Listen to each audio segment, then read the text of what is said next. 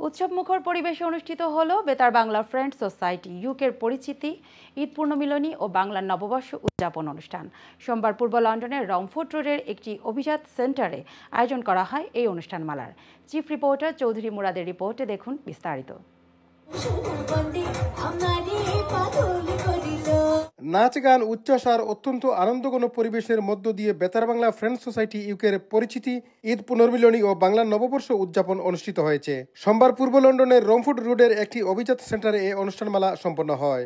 আজকে আসলে আমরা বেতার বাংলা সুতাপুরাম তনে এখন আইসেন বেতার বাংলা ফ্রেন্ডস সোসাইটি আইসি। আমরা নতুন একটা কমিটি গঠন করছি, করার পরে আজকে অভিষেক আসছিল, আমরা অভিষেক প্রোগ্রামটা করছি।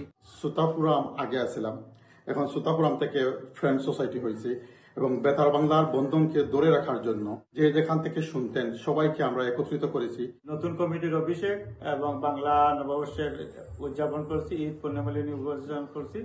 অনেক অতিথিবৃন্দ ছিলেন। সংগঠনের সভাপতি কবির আহমদের সভাপতিত্বে দুই পর্বের অনুষ্ঠানে প্রথম পর্বে পরিচালনায় ছিলেন পারভেজ আহমদ ও তানিয়া শওকত। দ্বিতীয় পর্বে পরিচালনায় ছিলেন আবুল কালাম ও শামিমা মিতা। আমরা বেতার বাংলা ফ্রেন্ডস সোসাইটি কমিটির অভিষেক এবং ঈদকে সামনে রেখে আমাদের এই আজকের এই প্রোগ্রাম ছিল আনন্দঘন মুহূর্ত। বেতার বাংলা এখন নাই, তারপরেও আমরা কিন্তু বিচ্ছিন্ন হই নাই। আমাদের সব বন্ধু বান্ধব সোসাইটি করেছি বেতার বাংলা ফ্রেন্ডস সোসাইটি। এই সোসাইটির মাধ্যমে আজকের অনুষ্ঠানটা হয়েছে।